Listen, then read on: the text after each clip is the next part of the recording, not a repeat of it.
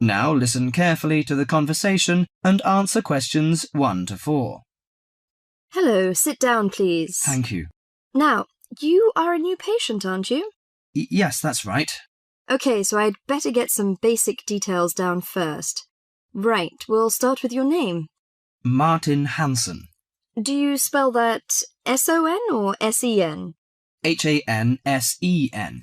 Okay, and you're a first-year student? Yes, I am. Study in? Electronics, actually. I hope you enjoy it. Thanks. And your address? 2805 Hesperian Avenue, Hayward. 2805 and Hesperian. Yes, that's Hesperian. Hayward, Hayward. And your phone number? 734-246-55. 734-26455. No, you got the 6 and the 4 the wrong way round. It's 24655. Huh? Sorry, right. And, when were you born?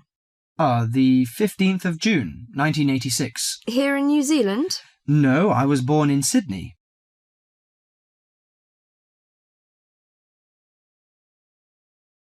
Now listen to the conversation and answer questions 5 to 10.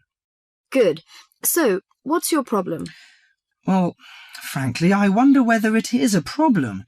I get the blues, and it lasts for quite a while.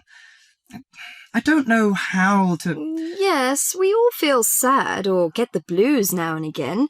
Generally, our sadness lessens in time, and with the support of friends. However, if the depression leads to difficulty in thinking and greatly disrupts your daily routine, it can be evidence of a psychiatric problem. What do you feel exactly? I always feel sad and worthless. I find it hard to fall asleep and wake up early in the morning. How long has it lasted? Nearly half a month. Do you feel fatigue or loss of energy? Or you may have lost interest or pleasure in usual activities? Yes, sometimes. At first I thought I could overcome it by myself, but I failed, and I'm so glad that you came here. It seems that you are suffering mild depression from your symptoms. Depression? Yes, I feel depressed sometimes. But why would I... Depression may occur as a result of biochemical changes in the body. Alcohol, amphetamines, cocaine, and LSD can bring on depression.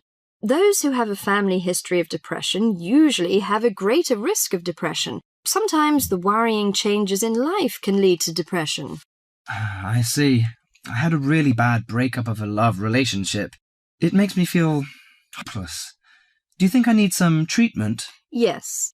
Antidepressant medications are often used to treat depression, if it is serious. But I don't suggest them at first because of the side effects. I suggest psychotherapy, which can give you support and help you regain control. So do I need to come here every day? No, I will arrange counselling sessions for you, which will last 12 to 20 weeks. You come here once or twice each week. The psychotherapy is directed at helping you gain insight and understanding about events in your life, which may have contributed to your depression. With growing insight, you can often learn more effective ways of coping with your feelings and changing your behaviour. What can I do to take care of myself? Well, at first you should do some physical exercises on a regular basis, at least 3 times a week. How is your food? Do you eat well? Yes, I think so. I eat at my homestay family. Good.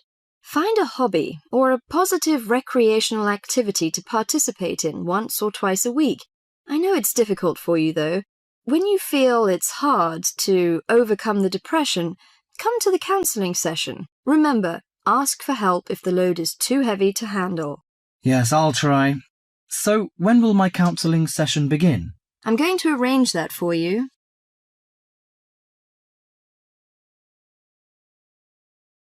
Now listen to the first part of the introduction carefully and answer questions 11 to 15.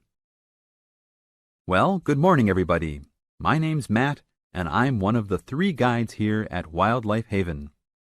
Our job is to make sure that you all have a great time here with us and go home feeling happy and relaxed.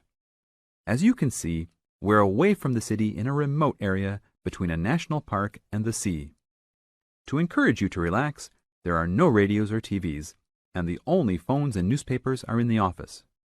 So, if peace and quiet is what you've come for, this is the place to be. From your cabin on the hill, you'll find you have the national park behind you, and you can look out from the sea from your front balcony.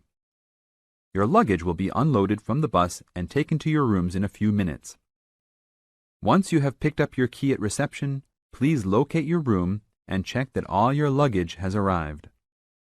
The daily program here at Wildlife Haven is flexible and only as demanding as you want it to be. You should each have a brochure setting out the facilities and various walking tracks you can take. And on the bus, you are given a green sheet setting out a number of group tours in the coming week. If you want to join any tour, just write your name and room number on the relevant sheet along the wall here. Tomorrow, there is a beachcombers and rock hoppers tour exploring marine life in the rock pools along the beach. Or, if you'd prefer to go inland, there's a guided forest walk that takes you off the walking tracks. If you want to catch some lunch, you could join the beach fishing expedition. And at night, you'll see there is a moonlight forest walk that leaves each night at 7 p.m. So there is plenty to choose from at Wildlife Haven, and of course, that includes just sitting on your balcony watching the waves roll in. But I would recommend my favorite tour, the Waterfall Walk. This departs at sundown each day and also provides the opportunity to have a moonlight swim.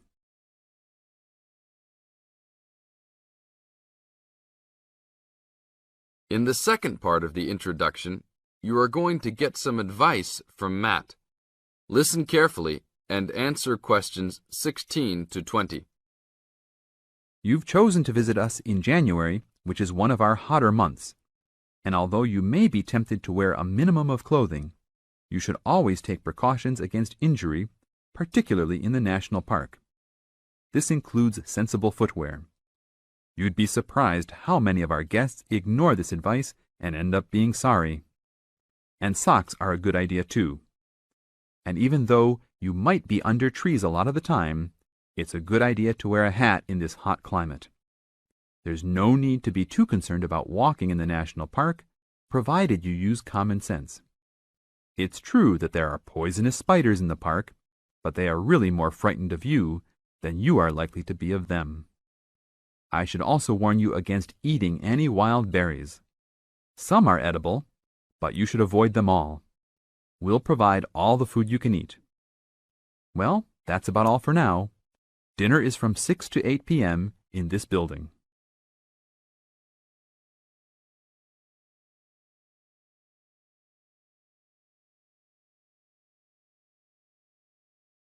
Now listen carefully and answer questions 21 to 25.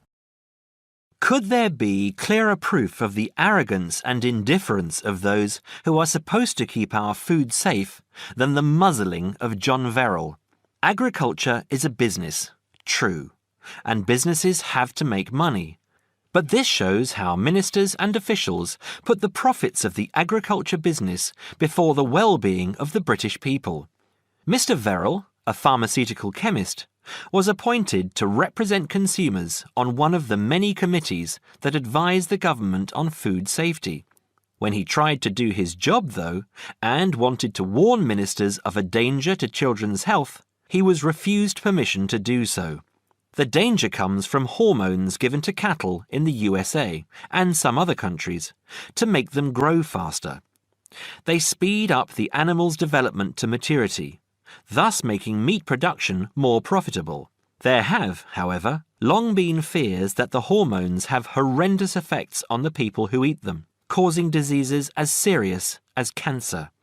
Once these hormones were used on British cattle too, but over 20 years ago they were banned in Europe for being too dangerous. Indeed, so concerned is the European Union that it banned imports of hormone-fed beef years ago, much to the fury of the US government, which wants to sell it all over the world. Several years ago, the USA and Canada asked the World Trade Organization to declare the ban illegal and to punish Europe for failing to lift it. The WTO, with its long record of refusing to let environmental or safety concerns interfere with trade, agreed, imposing fines of more than $120 million a year on the EU for its refusal to back down. The British government now backs the Americans, claiming that there is no proof that hormone-fed beef does any harm. This is where Mr. Verrill comes in. He is very angry with the government, especially as their claim comes out just after a Danish study shows that growth hormones are 200 times more dangerous than was previously thought. Worried by these findings, Mr. Verrill spoke to government representatives, who did nothing.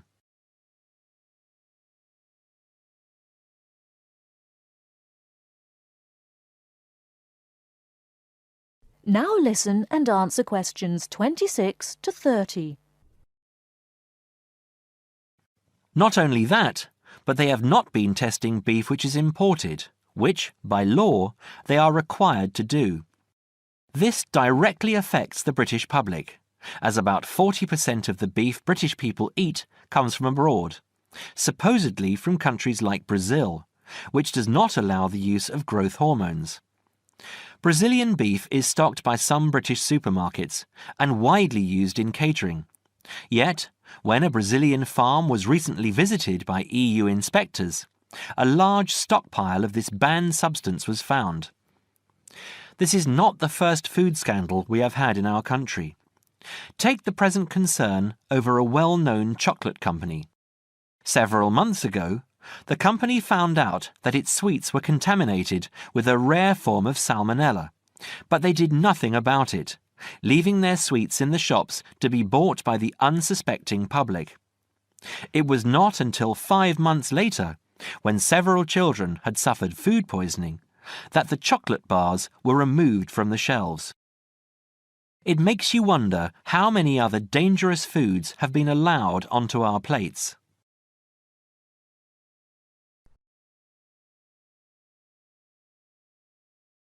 Now listen carefully and answer questions 31 to 40.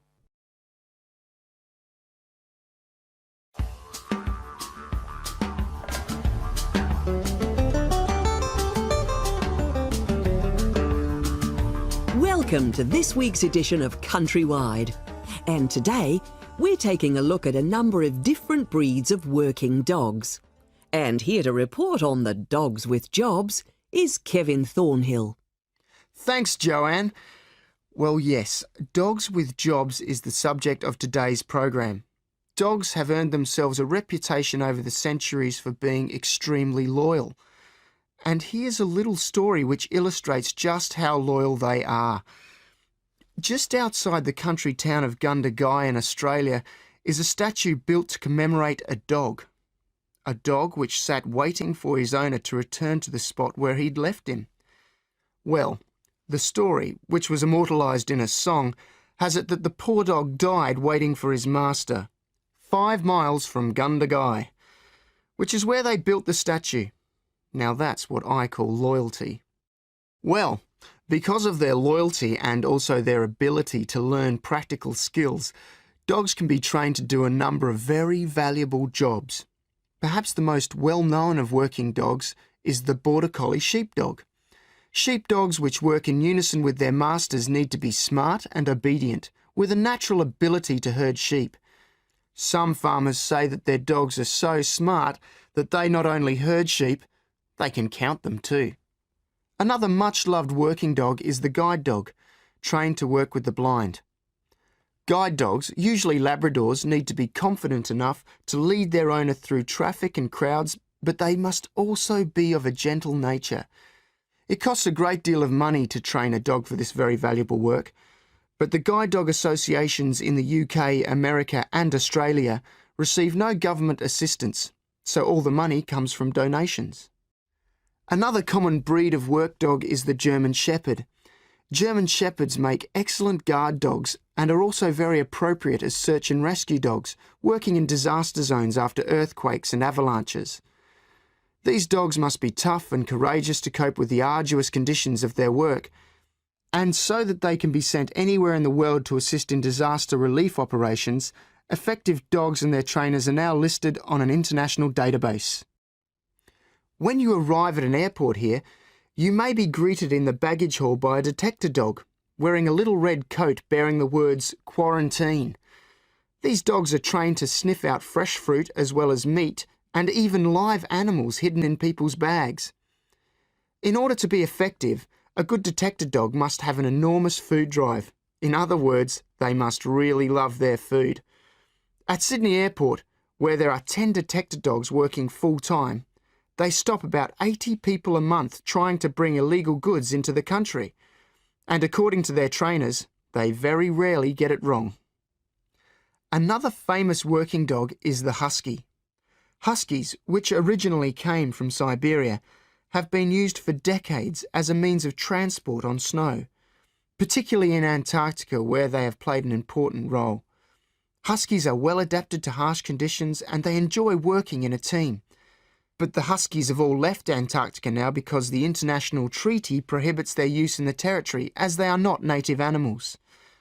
Many people were sad to see the dogs leave Antarctica as they had been vital to the early expeditions and earned their place in history along with the explorers.